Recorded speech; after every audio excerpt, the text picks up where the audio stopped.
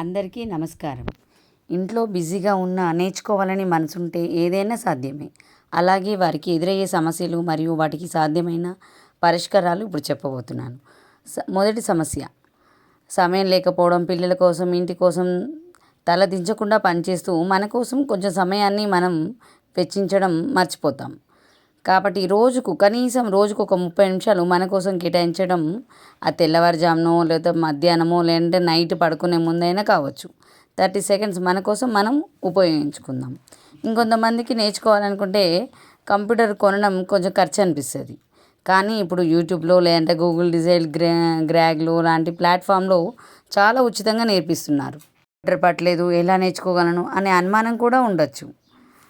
మొదటి దశలోనే typing, mouse పాడడం, బ్రౌజింగ్ వంటి బేసిక్స్ నేర్చుకుంటే ఇంకా అందరం ముందుకు సాధించగలుగుతాం.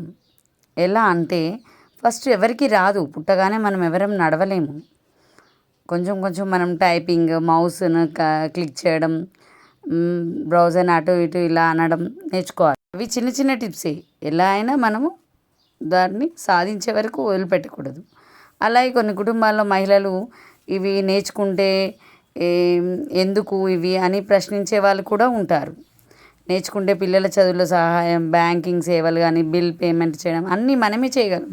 వాటిని అర్థం చేసుకొని మనం ముందుకు పోగలుగుతాం. ఎవరి మీద ఆధారపడాల్సిన అవసరం కూడా ఉండదు. మనం ఈ వయసులో ఏం నేర్చుకుంటాం అనుకునే వారు కూడా ఉంటారు. కానీ చిన్న విజయం మనలో ఆత్మవిశ్వాసాన్ని నింపుతుంది. ప్రతిరోజు చిన్న విషయం నేర్చుకుంటే చాలు, పెద్ద మార్పు కనిపిస్తుంది.